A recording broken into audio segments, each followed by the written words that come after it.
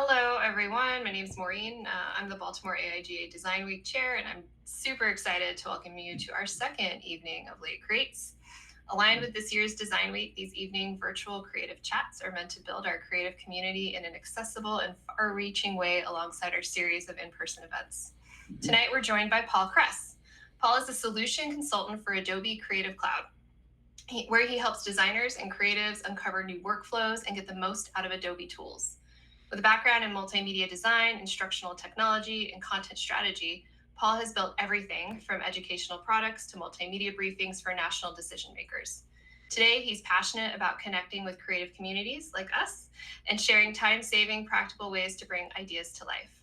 Paul will be chatting with us about AI, Firefly, and the Content Authenticity Initiative, which is working to increase trust and transparency in digital content. Paul, thank you so much for joining us tonight, and the floor is yours. All right, thanks so much. I'm gonna go try the share screen thing again.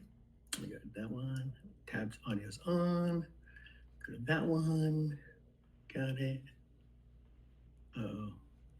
We did some troubleshooting before you all Yeah, got here. it was working. Wait for it. This one. Okay. Then, yeah, we're seeing that one. That's good. Move this out of the way though. Don't have it full screen yet, though. Yeah.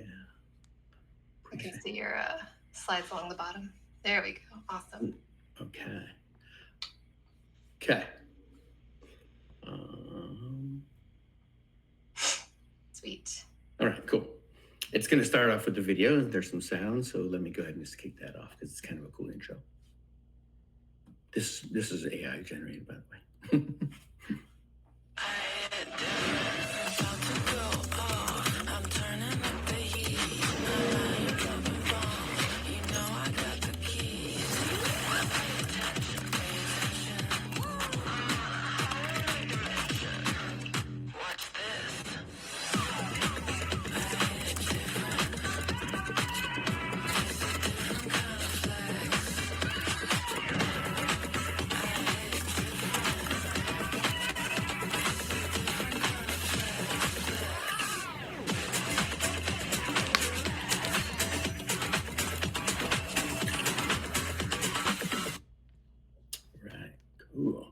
I think that's kind of a fun little overview. It's really a quick capture of what's going on in Firefly right now. So let me see, we're over here. All right. Oh yeah. So I wanted to first see if we could get, if y'all would do this little poll, just so I can kind of get an idea of where everybody is with AI and the relationship with it. If you would go ahead and scan this. Let me move that down so I can bring it out. And it'll set you into this mentee pool. Are you guys familiar with this? You can use your phones and join into this. Is it working for everybody? Can't tell what's happening. Worked for me. All right. Yep, I'm in there. All right. Hope you get some response. You guys got to respond. Let's see here. Gotta help Paul out here. Yeah, let me go to, let me share this tab right here. Okay. So y'all are seeing this tab? Wait. Looks like you can add more than one word too. Okay, cool. Yeah. Yeah, so I'm just, interested to hear, what's happening with people, where they are with AI. Firefly came out in 2023 and, it doesn't seem like that long ago, but back then there was a lot of trepidation, lots of apprehension. Everybody was freaking out about it. Now it seems to be more commonplace. There's a lot more models and things going on.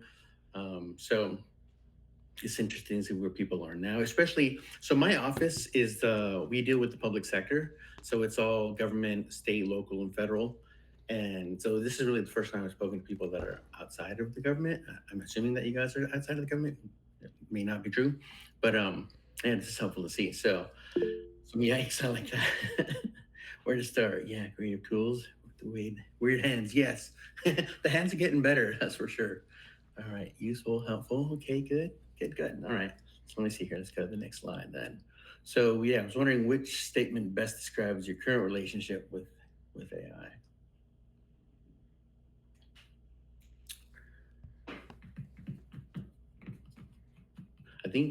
think you can only choose one on this.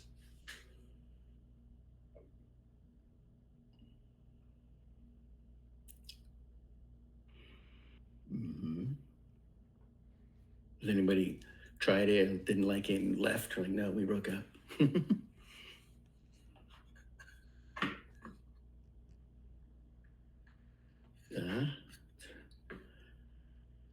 Okay, that's interesting. Okay, I like it.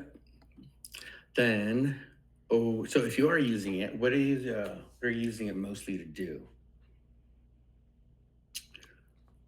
And actually, I put this something else because, I mostly deal with this generative artificial intelligence Firefly, and then we have a new one too inside of Acrobat. I don't know if you guys have heard about that one, the Acrobat AI assistant, where it does a lot of summarizing and things like that, and it'll write stuff for you. So, but I'm sure there's a lot out there beyond those things that Adobe is doing. So that's why I put something else in case maybe you can enlighten us all and tell us what else is out there.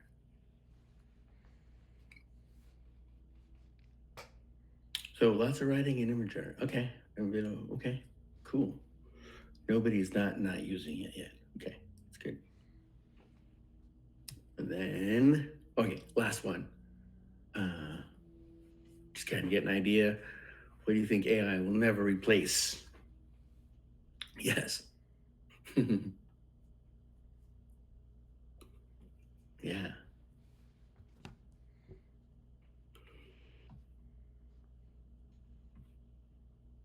Yeah. Cool.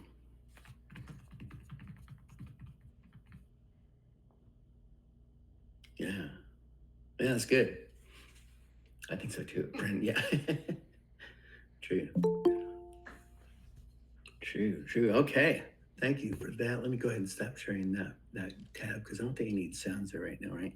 We shared this thing. Hang on. Got one. Okay, go back to this one. Shares.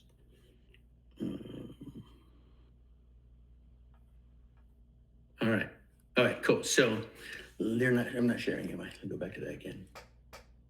So I'm used to Teams. Yeah, I know. All right. Wow, to switch between all of these. Yeah. Did I do it?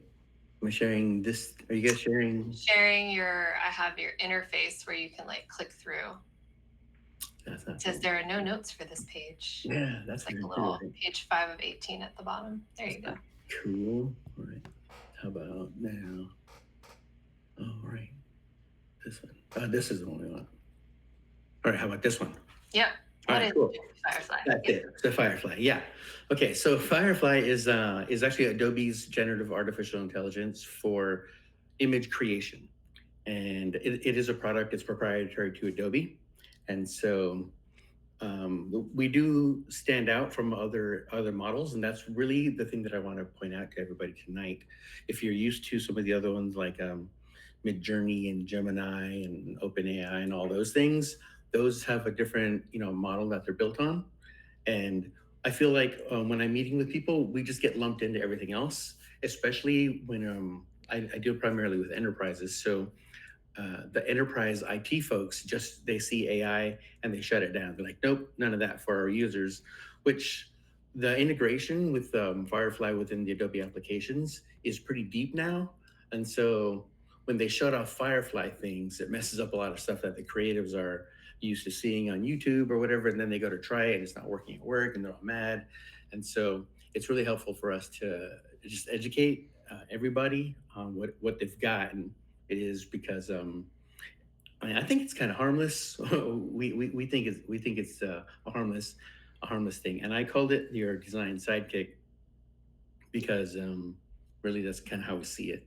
And so click on that one here. So this is what makes it different, right? So it is trained on Adobe stock, and this is a big deal because the other models that are open source train on the full internet. And so 500 million sounds like a lot of images, but when you compare it to billions and hundreds of billions that are the whole internet, it's pretty small. So it's taken a while for the quality go up. And like I said, Firefly was born in March of 23, and it was pretty rough. I think we really nailed those weird hands that everyone was making fun of back then. It's definitely gotten better, and they're about to release version 5 now. So that's where we are. I call it like the grade levels. We're going to be in 5th grade here, coming in October at Max. So in 2 weeks is Adobe Max. And if you're not familiar with that, I'm going to give you a link for it because the online sessions are free. So totally worth signing up for. But they're going to release version 5, Model 5 at Max. And it's gotten pretty good. And so that is also this roughly 500 million is quite a few more than when we started. We were about 300 million when we started. So the content's gotten better. There's more models that are doing video and audio things now too. We've also got these ethical boundaries here where I don't want to call it, it's not like a censorship, but there are things that when people input certain prompts, it will just not generate and it'll say, I can't do it. It's got this cute little monkey that's like, no, I can't do it. And then, but it doesn't explain it to you. It's just like, you just got to try your prompt again. So I kind of wish it would tell you what it was that it was not allowing. But some of the things here that I listed are like artist styles, celebrity likenesses, and protected things. The big ones I noticed are things with violence, anything with kids is like, no, don't ask it to make children, you know.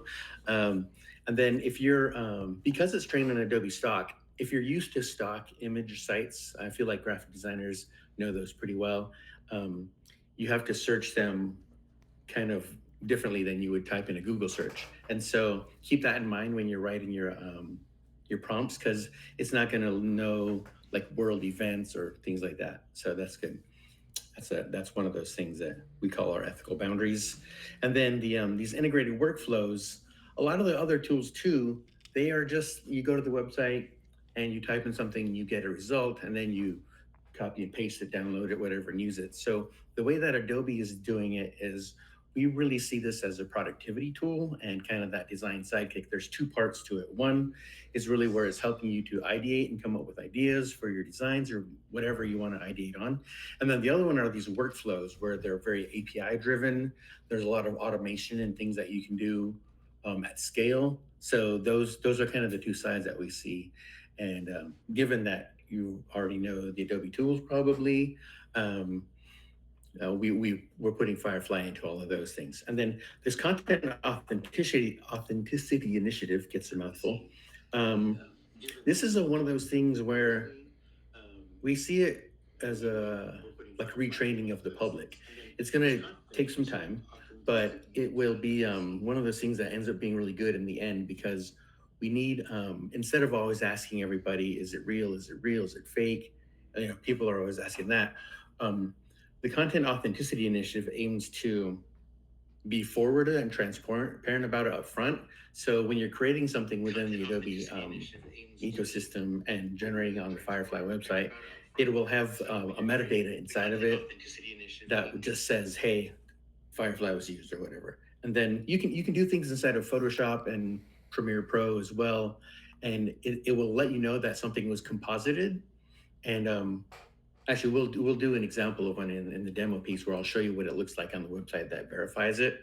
But it's basically this initiative. I think there's about 3,000 different companies, organizations, you know, that are all on board with trying to do this. And it's an open source framework. And you may have seen, am I showing the tab only? Huh? Okay. There is a website for it. We'll go to there in a different one. But let me show you this little video because it does a really good job of explaining it. And I think right now we should be able to hear sounds here. Oh, okay. Not yet. Next one's got sounds. But so here's the more detailed approach to the more detailed bullets about our approach to it. Yeah, so we are not training on Firefly on customer content. This is kind of counter to the rest of the models. And then we also, when people don't, when you use the Firefly stuff, what am I thinking? we're not taking your prompts either. So we're not training on your content that you make inside of our applications. We're not training on your prompts. The creators that have contributed to Adobe stock that were training it, they actually do get paid for that stuff. So that's really cool. This is the same thing, Firefly. Yes. So, oh yeah. So this is part of that ethical piece too, right here, where I was saying that we're preventing others from infringing on copyright kind of things. So sometimes we have the ability to upload like reference models and style models, and sometimes if it's able to figure it out, it'll say it can't do it. That's one of those kind of things there. And then also, we don't claim ownership of what it is that you're creating. That's also part of that. We're not training on it, so we don't really know what you're making. So what you make is yours. Here's that authenticity piece again. And then number 8, this is primarily related to for enterprise accounts. Like if you're an individual, it doesn't pertain to you. It needs like the enterprise term level ETLA agreements, where Adobe actually provides indemnification for what you create. So if you were like in our case, like with the government stuff, if like NASA was using it and they created something and someone said, hey, NASA used my image in their generated image, Adobe has lawyers that go and fight that fight for you. So that's also very unique to us. And then also this explicitly prohibiting third parties from training on customer content. So we have recently introduced third-party models into some of the applications. You'll see them in the Firefly website, and I'll show you on Photoshop. But when those partners are added to the ecosystem, they're not allowed to use your content for training either, which they ordinarily would be doing. So it's kind of a cool thing, especially so like Behance is one of our platforms. If you use Adobe Portfolio, as part of your Creative Cloud thing, so anything that's on our servers hosted in Adobe's ecosystem, it's not going to be it's like denied training for those other models to pull from. And then also we don't allow our partners to do it when you're using them within our applications. Is that clear? Do you guys have any questions about that? I think the next slide is the video, but about the content authenticity. But these, have you guys heard about this? I mean, is this new to anybody? I see James' hands raised. Yeah, I have just one question, and I might be getting too in the weeds, so I apologize. But I was using Firefly, and I was getting flagged because I was trying to find a shot that from a certain angle. So I said like shot from behind, and I think they thought I wanted to shoot someone. And right. I just was going. It might be too specific, but if you have any like tips for like how to direct a shot, and that might be too literal. We can save that. No, actually, in a couple of slides from now, there is, I have like a little equation of how to form your prompt, but that's exactly some of the language you encountered. That's correct. What about in terms of the usage? Have you guys used many other models? And like I saw some of the initial words was like yikes and stuff like that. Was that a concern? The copyright or the prompting or whatever you were doing, was it a concern that it was being mined or training another model before? No. I mean, I've had that concern, for sure, in the past, and all sorts of ethical, concerns with AI. So it's great that you're addressing that, and that Adobe's addressing that. And being in the government space, that's every single one of our customers is in that same boat. I think Adelaide had something to say. Yeah, I was just gonna say, my organization has a Firefly enterprise plan. Okay. And that was something that, we moved forward with because of, the unique, ethical, legal, kind of things that Firefly offers, as well as, the fact that it is trained exclusively on Adobe imagery. So like not even just from a personal perspective, but very much from a workplace perspective. It's not just like preferred, it's essential. Yeah, it's good to hear. Very cool. All right, let me go ahead and play this little video then. I'll get sound still. How can you really know where? You're hearing the sound? Yep. Okay, cool. Let me go back. Oh, come on. How can you really know where something was made, or even what it's made of? It's easy to tell with real-life things, but what about the content on our screens? Now more than ever, verified authenticity is critical, especially with the advent of AI. That's why a global community, including companies, organizations, and civic leaders, have come together in the Content Authenticity Initiative. The movement's goal is to promote universal adoption of content credentials, the open standard for content authenticity and provenance that can be attached to images, video and audio files, documents, and more. Think of it as a digital nutrition label. Camera and software companies are already including it in their products. You can choose to embed content credentials in your files and make it clear for people to review. You can interact with this icon to see the origin and edit history of the file. Content credentials can be stored in the cloud for added durability. The underlying technology implements the C2PA open standard, and the Content Authenticity Initiative is helping make it more widespread with free open source tools. On top of that, we're working with educators, policymakers, creators, and the industry to speed up the adoption of content transparency. Together, we can create a world with trust and transparency built into what we create, share, and see online.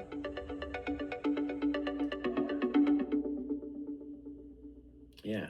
Have you heard of that? Anybody? Has anyone heard of that? Content Authenticity Initiative? I'm going to come out of here so I can share the full screen because I need to do that better. Come out back here. That little CR logo will hopefully start appearing more spaces, more places. Okay, now let me share the whole screen. This will be better. No, I don't think I'm using sound anymore. Okay, now you're all seeing this, right? Yep. Okay, cool. All right, so this was part of what Firefly, where it is. This is the Firefly logo, this particular one right here, Express and stock. So this is the website for the Firefly thing, and it is, if you're not accustomed to, if you haven't been there yet, it's firefly.adobe.com. And we'll go there in a moment. But then it's also here inside of some of these applications. And then this is Adobe Express primarily.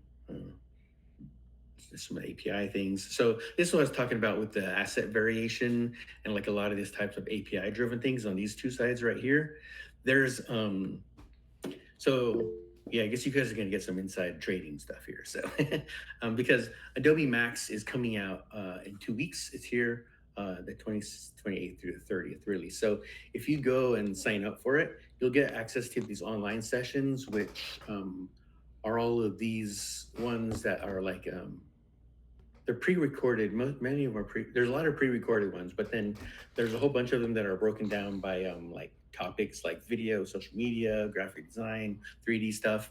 And so you'll be able to go and see those, and they're all free. So you have to register though to get access to them. So Adobe can send you a bunch of email, but totally worth the emails, and you'll get access to those things. I think they leave those videos up for the next year until it comes back around. But I say that to let you know that a lot of this things that I'm telling you about right now are not available like yet, but will be in a couple of weeks. So this one right here, and I don't know if you can see this. See all those like those little square boxes? Those are supposed to be variations of something. And there's this thing that they built into Adobe Illustrator, where you basically talk to Illustrator, and like you are ChatGPT or one of these other kind of agents, and then it's using the things on your artboards that you've identified as the assets for your branding or whatever. And so that's what they see how like they've got that, they're showing that right here. I don't have actually access to show you too. That's why I'm showing you the picture. But if you can imagine, like you have some branding assets and you're talking to Illustrator and saying, I need all these sizes, I need this logo, and I need this thing placed over here, and do all this stuff, and then you change it, and it's doing it on mass artboards. So that's kind of cool. We did see I think Coca-Cola was one of our big first customers using it, and then NASA is one of my customers, and they're getting ready for the Artemis launch, And so they're doing a lot of stuff for another Artemis branding, and they got all kinds of crazy sizes, and it's really cool. It's exciting to see. And then these here are the APIs that actually interact with the other Creative Cloud APIs. So, if you're familiar with a lot of the actions that you can build inside of Photoshop and Illustrator, you can record your steps, but then there's a lot of like extract actions and things that are identifying like subjects and masking, stuff like that. So when you combine some of those Firefly capabilities with the regular APIs, it can do really powerful things. And it's more developer intense, but it's really cool to see. And so we see that for larger enterprises, like I mentioned Coca-Cola, a lot of those. I think one of the ones that are going to, at Max, they're going to have Sharpie, which I love Sharpies. So I'm hoping to see what they do. But also like L'Oreal is another one. I forget some of the big brands that you can imagine. It's like a global brand, and they have hundreds and thousands of assets that they're trying to produce. So more along my scale, and maybe yours too, is right here on the left side. It's got integrations with Photoshop, InDesign, Illustrator, and all that good stuff, right? And then this bottom one, hang on, let me drink water. The custom models is something that's coming up too, where you can imagine. So Firefly is built on Adobe Stock, I mentioned, which means if you were, so I was just over at Gulfstream last week in Savannah, Georgia. They build aircraft, and they do a lot of really fancy aircraft, the G6, you hear about them in all the songs or whatever, stuff like that. So a lot of graphic designers work for them. I mean, interior designers work there. And they want to be able to produce at scale their own aircraft, right? But if you put in a prompt, my Gulfstream G300, it's not going to make that. It's going to make up a plane based on what it learns of planes from Adobe Stock. So what the custom models lets you do is you bring your own assets to it. It needs like about 30 of them, and then you can. It's kind of like a little designated safe zone that doesn't get into the rest of Firefly. So you train Firefly with your model, and then you combine the two powers. So that way, when you say, hey, I want my G300 in this other scene with the rest of the stuff, you're gonna get accurate, aircraft or whatever. And so like dealing with the military, and like we deal with like NIH, and they got like, we want to generate blood samples, but it can't be just made up. It has to be real stuff. We need like, or the National Archives, these types of things like that that have their own content that they really need to be accurate. That's what the custom models is doing. And yeah, so that's more of an enterprise feature as well. I don't think as individuals get access to that. So I think it's pretty exciting. It's really cool stuff to see. So actually, I'm wondering too, though, have you any of you seen any type of like generation at that scale? Is that new, or did you know that was happening, or are you guys pretty much like individuals, just like, I want like some summer spring scene or something like that? I don't know. Any thoughts about those things? Any experience with it? I haven't seen most of this yet. No. Is a lot of this new? That's new content. These things. For me, yeah. Okay, cool. Then what's the next slide? Oh yeah, okay. So here's where it is inside of the Creative Cloud, right? So this is the website. This one right here is doing all of these things on the website. Then these apps as well. Yeah, starting to roll out. And it's been happening so quickly. Like I said, March 23 is when it was born.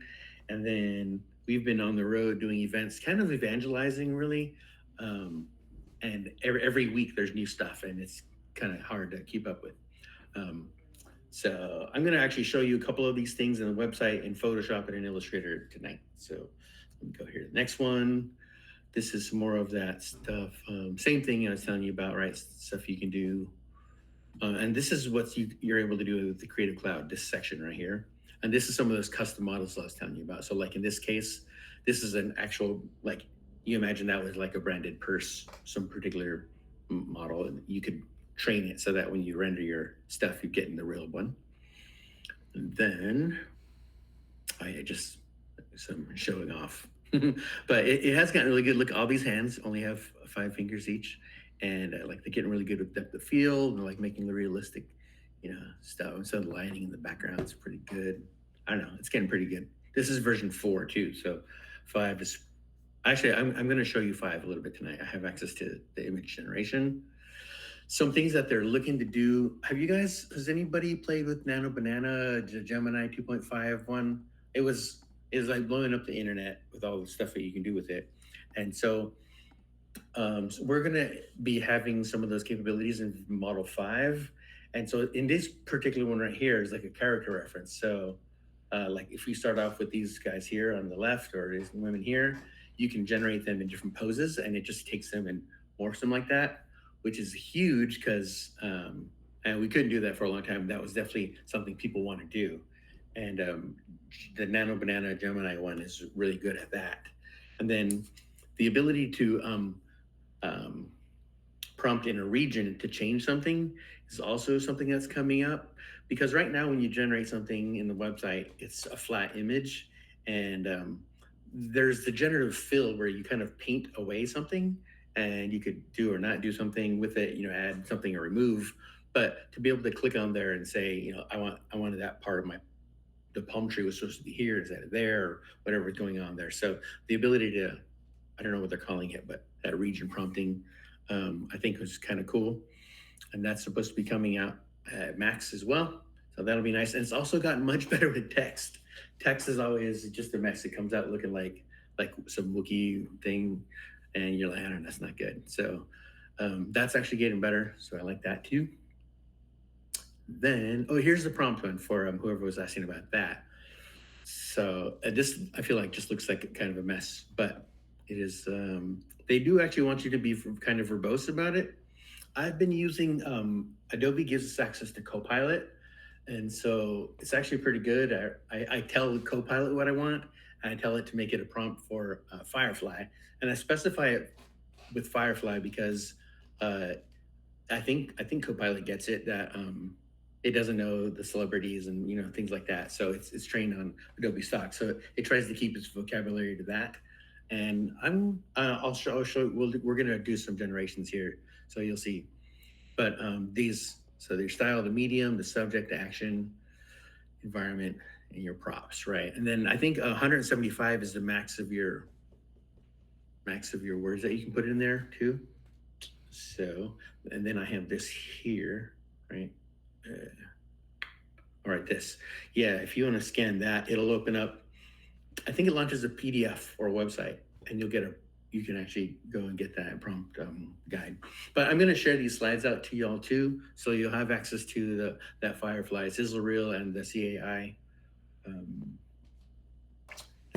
video explanation. This is the prompt guide, and you'll have access to all those things in a moment, or when we send those out to you. Then, so here's what it looks like, that same prompt thing again. And then, all right, now we're at the good part, right? So one of those links actually in there is going to go to on the screen so the user can more easily see what you're doing. So having selected this right here says Firefly All Features. This is a website that they're keeping up pretty good. If you're wondering, it's something like it's generative fill in InDesign yet, you can kind of look and see stuff. So this is one of those ones. One of the things that they're not really talking about too much is text to 3D. So can you imagine that? Like you're typing something, you actually get a 3D model, you can move in 3D space. I don't know if any of you are 3D people. I'm not. But to be able to generate a 3D thing like that and then use it instead of like After Effects or something like that is really sweet. So that's a good link that's inside of there. Also, here's what the content credential site looks like. It is a .org, and I only point that out to say this is not an Adobe thing. I mean, we're a big part of it, but there's a lot of other participants inside of it. And this is what that looks like. See those little, that CR. They're, if you are working at a place that would like to implement it, they have all the, all this open source code for you to put this on the website so that this little CR appears and stuff like that. I think LinkedIn is currently doing it. And we've worked also really hard with the DoD. So if you're familiar with Dinfos and, the Divids, which is the military's website. I know Maureen knows that one, right, really well. So Divids has actually employed that. They have content credentials on their site. And yeah, I think that's a pretty big deal. So let's do some demos. All right. So this just changed on me yesterday, because as they're getting ready for Max, they're rolling out stuff to us right now. So that's kind of cool. But let's go ahead and start making some. Okay, so I was going to copy and paste some of these. We're not typing in public. All right. So, all right. And this is kind of a detailed one too. I was playing with this earlier, so I'll read it to you. And I'm going to use the image 5 preview. You guys are getting the first peek at this. And I know that we want to image, and let's go ahead and do it like 4:3, and then just go ahead and hit generate. But you can see right here on the website, I got image, video, soundtrack. There's all kinds of cool stuff it's doing. So let's just click on here, go. One of the kind of bummers I noticed with version 5 right now is that I'm not getting the full list of tools that are available with everything else. But I'll just download it. I'll just show you what this is doing right now. Here it's generating. It is it's not using credits because it's just a preview for me. It is credit based, and honestly, the credits are kind of a moving target. Ever since it came out, they're just like, we just want people to use it and kind of get accustomed to it.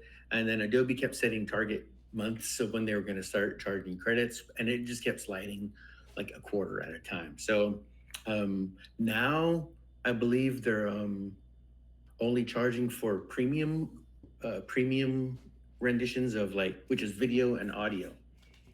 So like regular image generation was just a free buffet. You can generate as much as you want. Why is this taking so long?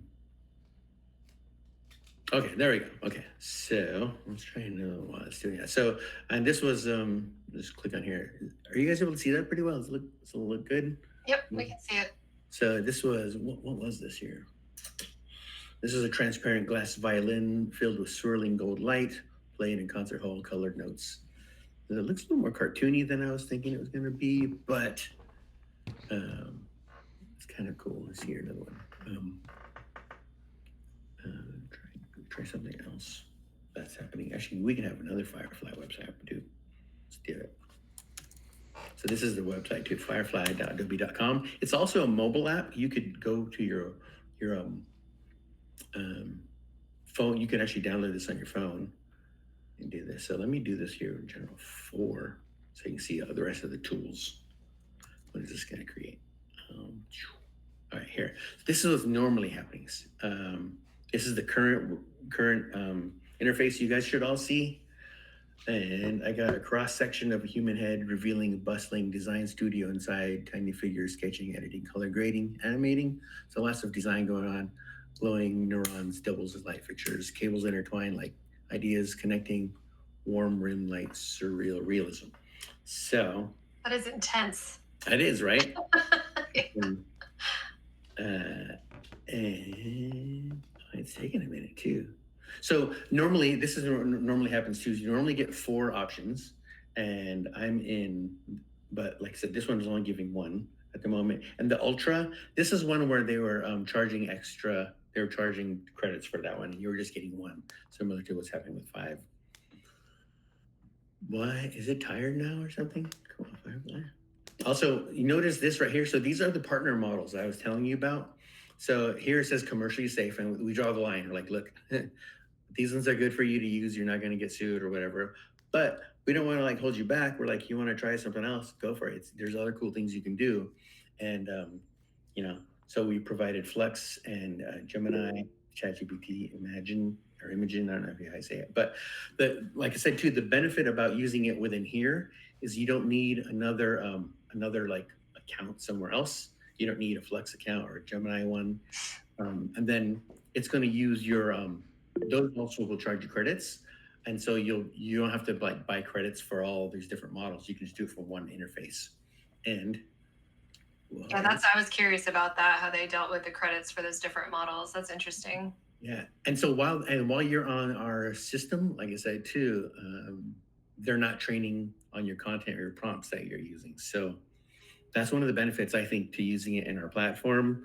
And then realistically, I feel like you're probably going to go into Photoshop anyway. I've never seen anybody ever just like type a prompt and be like, nailed it. And then you just go off and you do your work or like submit it or whatever you're doing it.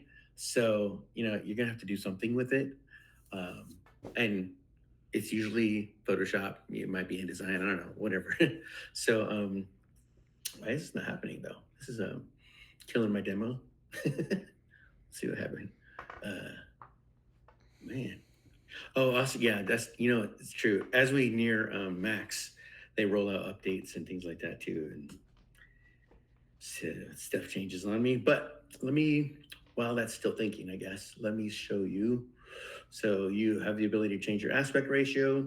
You have the ability to this visual intensity is. Have you seen some of the people where they just look like plasticky, and you're like, that's definitely an AI person.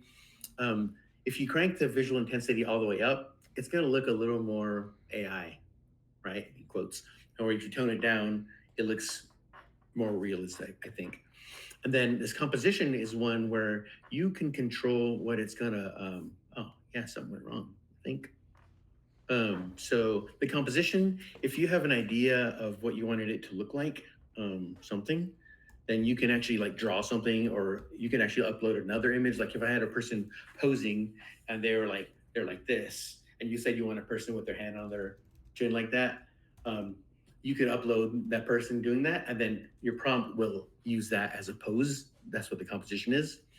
And then the styles, I like that we give these visual galleries too, because not everybody can describe what it is that they want the style to be.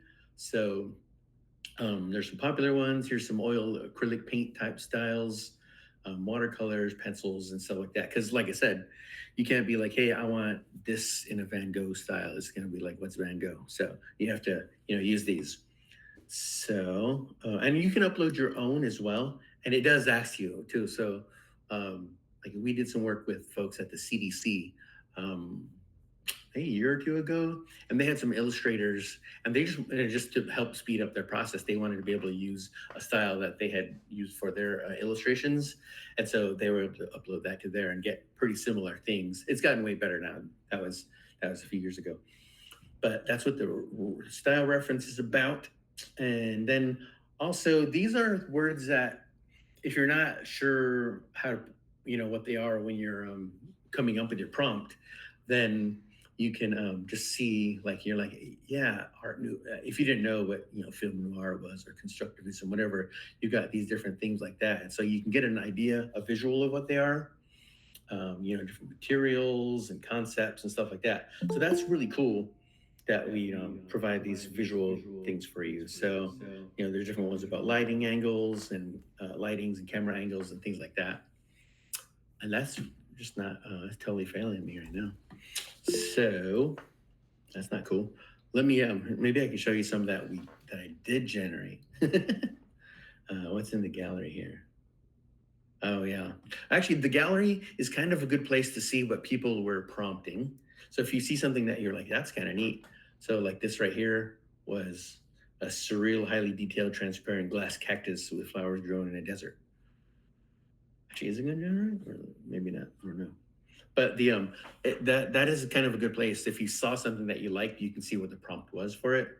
I don't think that's going to work there either. Can't. Sorry, folks. Can you choose not to have your prompts displayed, or like what you've created displayed, or does it automatically? These are ones that people submitted. Yeah, it doesn't do this automatically. If you generate something and you're like, that's amazing, I got to share it with the world, and then you can submit it, and they're curated, so Adobe doesn't just take them all. Yeah, so there's something that had to be uploaded to it. So that's kind of a bummer. Let me see if I could just show you some things that I did generate. So it's not a total loss of where'd it go here? Okay. Oh yeah, so I was mentioning about the text. So this is generated with Firefly 5. the words there too. So it knew the words. So that's a new thing. I don't know if you've not used any of these before. You tried it with text. It just looks like gibberish. You might get a couple letters correct, but now it's actually doing a pretty good job. So there's that one. Actually, the one with the AIGA letters, I did this. I did this one earlier too. They're supposed to be coming up from the ground like that. Then let me see. There was actually some. Okay, so here's one too. I'm glad I downloaded these. So this was what was it here? A surreal dreamscape with floating islands, waterfalls cascading into the sky, pastel colors, right? And then I took that and I said I wanted it to animate it. And so they're inside of the video piece. Here's what that looks like. Let's go like this. There's no audio here, but you can see what this cool parallax effect, watch. With the waterfalls flowing and stuff like that. So kind of, fantasy cartoon sort of thing. But it's doing 5 seconds at a time. And you can also do audio. So when all this is working, generate video. So when all this is working, you've got some video here, and you can still use the other models as well. There is some limits right now. I think it's only a max of HD resolution at 1080, and then 24 frames a second. So, but if you're not a video person, it's kind of a cool way to make something that you designed animated, and it's literally as easy as telling you what to do. And the beautiful thing is you can give it these frames. So you tell it, you can just type and do something. And for whatever reason, my generate button was never letting me click on it this evening. But you have a first frame and an ending frame, and that way it kind of knows it's not making it up now. You're giving it some guidance. And I did one earlier because I thought it was cool. Where'd it go? Actually, this is one.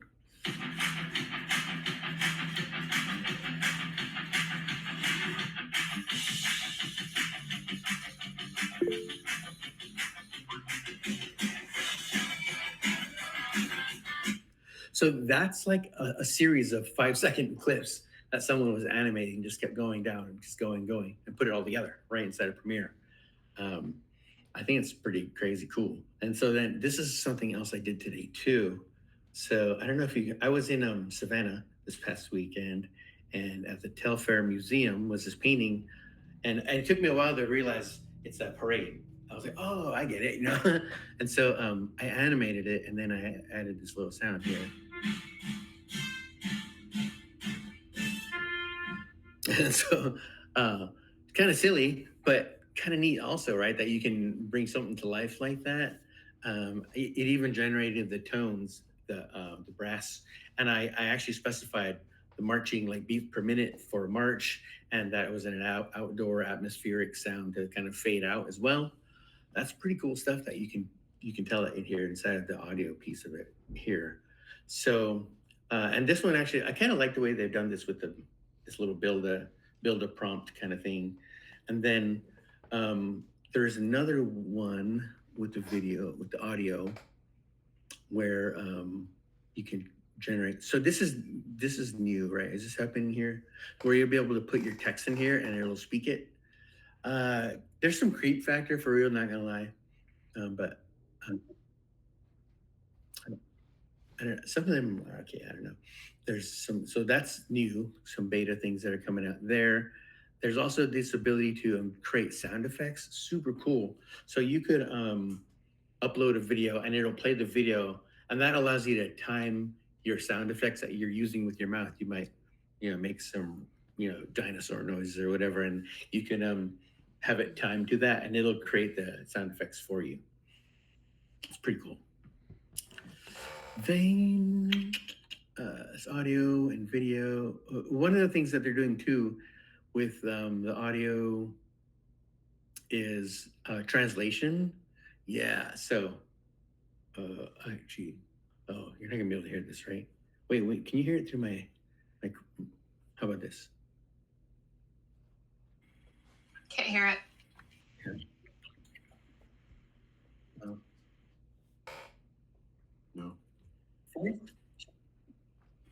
Does that work? You have to share the tab. Yeah, okay. Let's try that. I think it's kind of neat. Oh, wait. How much time do we have? We have about 7 minutes. Oh no, I haven't showed you anything yet. Well, I guess. Well, anyway, what this is doing is it's translating the audio into different languages, but instead of looking like an old like kung fu movie where the lips and everything's all off, it's actually fireflying your lips too to match everything, and it tries to even use your voice. So, kind of neat or creepy, depending how you see it. But that is, yeah, dang it, that didn't work. But do you guys have any questions about what I showed you? I mean, really, so you've got an overview of, you know, what Firefly is doing, what it is, what makes it different, some of the capabilities, which clearly not working right now. I swear it does work though, but really because of Max, like everything's kind of crazy right now. I've shown you the content authenticity stuff, and yeah, do you guys have any questions about anything? I was hoping to get into Photoshop and show you some stuff there, but I guess we could still with a few minutes remaining. No questions? No questions? Okay. Wow. It's a very quiet group tonight. Yes. Check out Photoshop for the last few minutes then. Okay, let's do it. So I'm going to show you some things that they've added here. Okay, I'm in Photoshop, and hopefully it's going to work in here. I'm going to, this is a thing. Okay, this one's called Harmonize, and it's pretty cool. So you know what, lots of times you're Photoshopping stuff and you're making some composite and then the things just don't match. It just doesn't look right. So what this lets you do is actually harmonize the parts of the image that are going to match it up better. So I just hit that right here on the contextual taskbar to select the subject, and it knows it's this bird. I'm going to hit generative fill, and I'm not even going to type anything. But here's where you could grab those other models too, right? But we're going to go ahead and use Firefly. It's cool, already at it. Hit generate. I just want to fill that in because I'm going to bring that dog that was running on the beach over here, and then we're going to harmonize it so it looks like it belongs. Oh, I meant to do the content authenticity thing. Dang it. Actually, is it too late? Let's go back. Revert. Oops, sorry. Hit revert. Here is that content authenticity piece right here. See this? Enable content credentials. So I just turn it on, and depending on your organization, you can set this so it's not your name specifically. It could say the name of your company, and they have a signed certificate that goes to y'all. But you can also set it in your preferences here to just turn on automatically when you bring in your images. So, but I wanted to enable that. Now you can see that is right here, right? The content authenticity. So now let's do it and select a subject. And there it is. And I'm going to hit Gen Fill. I'm going to generate it just to fill it in. And then when we export it, I'm going to show you what the Verify website does. You'll see all this whole, how the sausage is made. So here's our subject. We're going to take the dog, hit remove background. All right, now let's take him, bring it over here. All right, cool. And then Command T to blow it up a little bit. Hit the reverse him here. Oh, come over there. I'm filling that space. It didn't do the best little fill-in job. That's all right. We're going to cover it up anyway. So, boom, nailed it, right? We had totally different lighting. One's like daylight, really nice. Then we have this other one here where it's all sunsetty and stuff. So now that I've done this, you see, because I have these two, it knows these two different layers are different.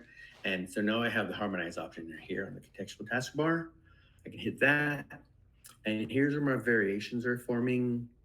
And also you'll see here, it's all non-destructive. So when you're doing these gen fills and the remove backgrounds and all that stuff, those are just layer masks and everything on top of it. So it isn't, messing up my original image.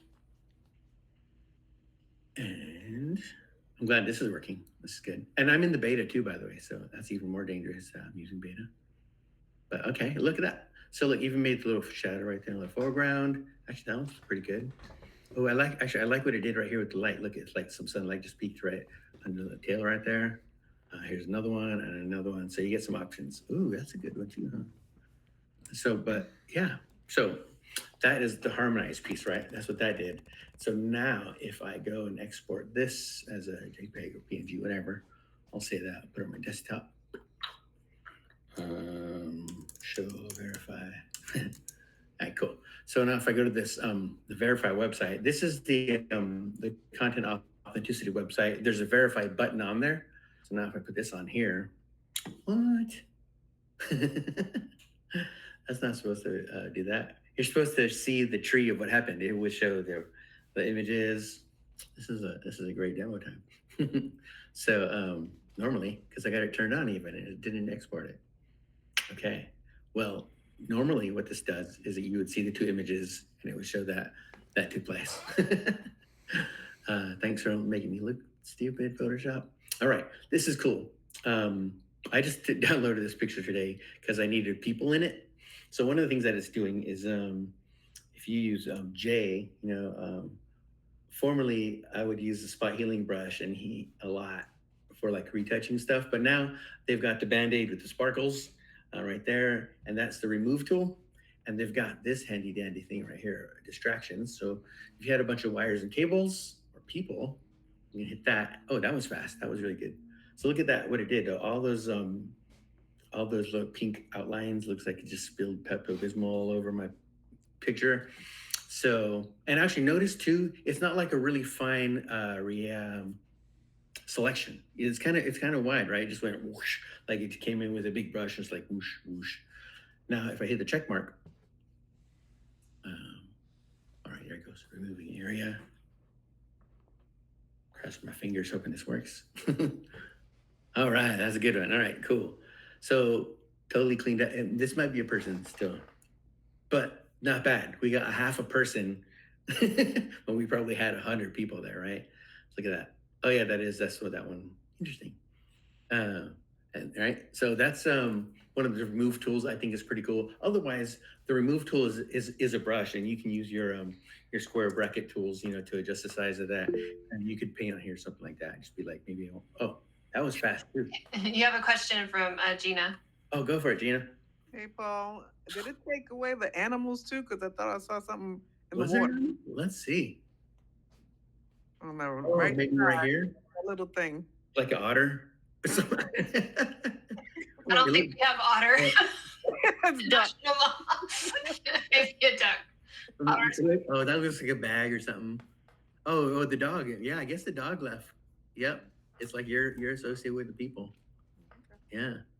So, yep, it does that. And so that, and then you saw, I took away that little crane thing in the background, right? So that's a remove tool. It's pretty good. These people ones are, it's just kind of helping you move faster, so you don't have to like paint everything away if you don't want to. Are these only in beta right now? No, actually. So why was I showing you the beta version? I think I was just trying to live on the wild side. Tempt fate, right? Yeah. Something you can do. This is kind of an interesting use case too for video stuff. So this is a video that I downloaded from Adobe Stock, and if we bring up the timeline, you can see I've got this video right here, and it's a super slow like moon rover thingy. But then I went in and I just selected a piece of it and I generated these sandcastles in the background. And because the actual video piece was just this foreground part of my mask, all it generated was that. So I was able to actually have that. So like here's some of the other ones. And this one actually I thought was pretty cool. But then I realized, oh wait, it's moving, but none of the waves are moving. It's like, okay, that's not as believable as a static sandcastle. But it's kind of a cool use case where you can use Photoshop to do that type of thing. This, you saw me select the subject, right? In this harmonized thing. And actually, that's not a bad one. We've got like wet dog hair here, but this, I thought this is a good one for demoing because it's a net. It's a fish in a net, right? So if I hit remove background, like I wouldn't even attempt to try to cut this out in the old days. But now, if you were to like fill this with something where you can really see the background, look, even the parts of the net that have highlights from the sun there are cut out. Amazing, right? And that was fast. So I'm glad that something's working tonight. Yeah. This has been great, Paul. Thank you. Yeah. Yeah, you're welcome. I feel bad I totally didn't get what's happening. We got a question in the chat that says, "Hey Paul, any chance insider trading tip that a recreate photo option is coming to Firefly?" So recreate like if you're like old photographs. Is that what you're talking about? We have these things here in the neural filters. Is this Oh, sorry. Go ahead. Yeah, earlier today I had some really rough photos a client sent me, like real low res, and I need to get them high res for a bus tail. Okay. So and go ahead. I could do it in chat, kind of recreate, but I was trying to do it in Firefly. And obviously Firefly is just not ready for that yet. I mean, it took a black soldier and made him a white businessman. But kept the same background. Yeah. Oh. We're like, we keep the same background. What do you want? So no, what it's doing, if you needed to up-res something, the thing that this is only in beta currently, they're putting this in here, generative upscale. I saw that, but I guess my enterprise account doesn't have beta access. Oh, okay. So it's possible. So in the desktop application, under apps, if this is turned off, your admin can turn it off. Actually, they can turn that off because they get scared about stuff too. But usually they don't know that that's even a thing. So if you just don't see the beta tab, yeah, I mean, you could, but the betas are open for everyone. I'll have to look for that. All right. So are you guys familiar with Topaz Labs? And they do the big upscaling thing. They're pretty famous for that. This is one of the things that's kind of similar to that, where you'll get this upscale. That's what the generative upscale is. So if you just needed to upscale a low res image, I would use that. That's pretty cool. Any other questions? Is there I had this one, I don't know if you guys have seen this on the internet too, where there's this one thing inside of Illustrator that is just crazy to me. So this is I used this the other day. You did? The turntable? Yeah, I did. So I mean, it's nuts, right? This is something I downloaded, this little dinosaur from Adobe Stock. Now when you hit the turntable button there, I've got these options to turn them around, like, so that went like this way, pitch, y'all, those things, right? But then I can also move the slider this direction and get them. And I'm like, that's so amazing. Like I can imagine, like, if you're doing animation and you need to get your character sheets, you got to show all these different things. And now you can, it's so easy. It's got to be vector, but I did this one here too, where this guy was painting the lamb, but you could like turn that around and stuff. But I think that's crazy awesome. But it needs to be a vector, but that's really powerful. So sorry, I've taken. I thought it was cool. I used it the other day for infographic where the character was facing the wrong direction, and I needed their backside. Basically, they needed to be looking away, and it was interesting to I did have to do some minor edits to the clothes to match like another version of the character, but because it's vector, that's easy, right? And it was just such a neat tool to try. Yeah, that is cool. And this too, I mean, you can just generative expand. It's also a thing here. So this is a vector I downloaded from Adobe Stock. And when I hit generate expand, I mean, we've been doing this with images for a while in Photoshop and on the website, but to do it with vectors and just create more vectors out of nothing, to extend your image is pretty powerful as well. And it does have some limitations. When I first clicked on it, it said, I don't remember what it was, something, your image could possibly be too complex for it, but that did a pretty good job, right? Oh, look, we got another person dancing with her. So that's kind of cool. And it just created all this stuff. And see, if I go into the outline mode, you can see these are actual vectors. So yeah, it's cool stuff. Sorry, I feel like I could show you stuff for days. No, you're fine. I'm pretty impressed. I thought those, when you went to Command Y, I thought those would be a little, not as clean, but they don't look too bad. It's pretty awesome. They are getting better for sure. Yeah, because I agree. Like if you're trying to do any like vinyl cutting or like laser cutting with those vectors, you definitely have to do some cleanup. But yeah. Well, thank you, Paul. This is really great. I hope everybody appreciates that you came in. It was really good to hear from you and see some of the cool stuff that Adobe is offering. If you are interested, we still have several nights of late crates, or 2 more nights of late crates actually, and a couple nights of 3 nights of actual. I want to make a zine. Yeah, I think that's tomorrow. Zine workshop's tomorrow. The book talk is on the 16th. That's during the day, and then we have a closing party on the 17th. Love to see you all in person if you're willing to make it out. And then Paul, you said you're going to send us the. Yeah, I'll email it to you because I don't know how to do it inside of this. Exactly. We'll see how we can make it available to folks, and we really appreciate your time. Thank you so much, Paul, and thank Adobe for us for lending you to us tonight. We appreciate it. Thank you. All right, thanks everybody. Have a great night. You too.